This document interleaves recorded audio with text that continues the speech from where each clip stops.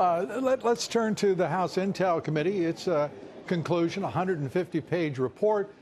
No collusion of any kind.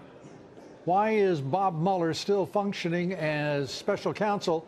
And why is Rod Rosenstein, the Deputy Attorney General, saying really misguided things like Bob Mueller is not an unguided missile? It makes it sound like somebody has launched a missile, perhaps the Justice Department and Rod Rosenstein, directly against the Trump presidency. Well, obviously, you don't ever want to see that. And one of the things, Lou, that we're seeing right now is the fact that we've interviewed 73 witnesses, some really months and months and months of investigating this. We found no collusion. And so Chairman Nunes has done a great job. He was right to call an end to this particular probe.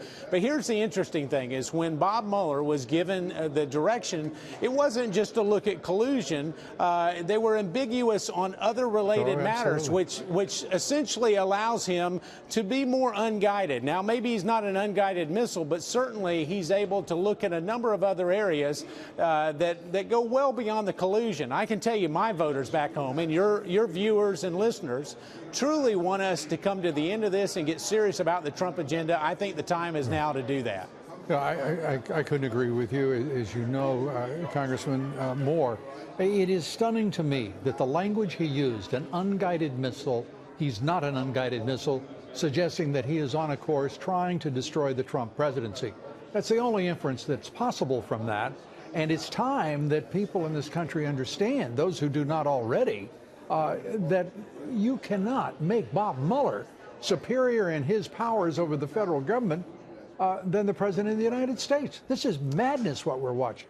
Well, when you start to look at wrongdoing in a number of areas and the type of investigation that's gone, it was really designed originally to look at collusion. I think that there has not only been no evidence found in the House committee, but there's no suggestion of evidence in other areas. Right. And so it's time that we bring that to a close. I can tell you that I'm really troubled by some of the evidence I'm seeing with regards to the dossier, the Clinton paid for, DNC paid for opposition research.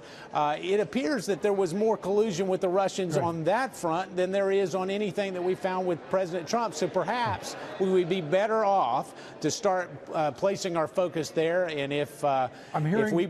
I'm sorry. Go ahead. No, go ahead. I'm hearing a lot of concern about Trey Gowdy, the chairman of the Oversight Committee, of which you are a part.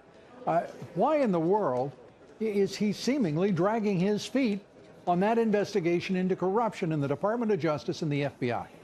Well, I think part of it really, a lot of people want to put the blame on Chairman Gowdy. I don't know that I would go there at this point. What I would say is the documents that we've requested from the Department of Justice and the FBI are coming in at a glacial pace. You know, you mentioned that earlier as it related to the wall. I can tell you it's almost worse than that in terms of the documents. Out of the 1.2 million documents that the Inspector General has, we've been requesting those, and we've gotten less than 10,000 unique documents. Unbelievable. So the time is now for them to actually provide it so that we can do the proper oversight, and hopefully that'll happen soon.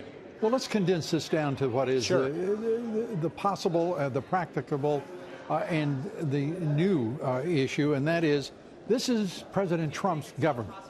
This is his executive branch. Why doesn't the President of the United States tell these people to produce that and turn it over to you now? Well, I can tell you, obviously, under previous administrations, that might have happened. I can tell you this president is wanting to be above reproach. He's been accused of so many different things, and so he could weigh in. You're exactly right. He could call deputy. Then why not do it? This is not a man who's afraid of anybody or anything. He is not, but I can tell you this, that I think what he's doing is counting on people like myself and others on Capitol Hill to actually do our oversight and not weigh in heavily. But I can tell you our patience is running thin, and so we're going to be weighing in so the president doesn't have to. Congressman, you know the American people's patience has been tried like never before. We're now sitting here in the midst of this, what is approaching a constitutional crisis, with a special counsel who has moved well beyond his mission as stipulated, ambiguities or not, that were attached to that by Rod Rosenstein. the Deputy Attorney General. It's got to end somewhere. It's got to be resolved. And the idea of funding government in any mission for any length of time that they choose to continue this protracted, meaningless investigation into collusion and then take off on these tangents is irresponsible, and it's ignorant on the part of the leadership of both the Republican Party, leadership in the House and the Senate. Do you not agree?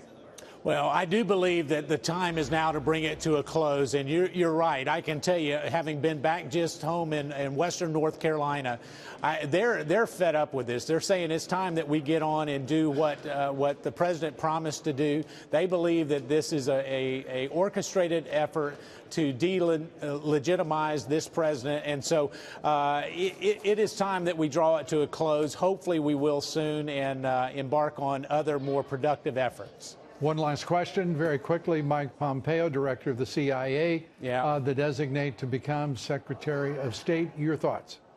He's a dear friend. Mike and Susan are dear friends of Debbie and I, and I can't think of a better pick. Someone who knows the president and talks to the president daily, and so he's going to be an outstanding Secretary of State, and I look forward to working with him as we move forward the Trump agenda.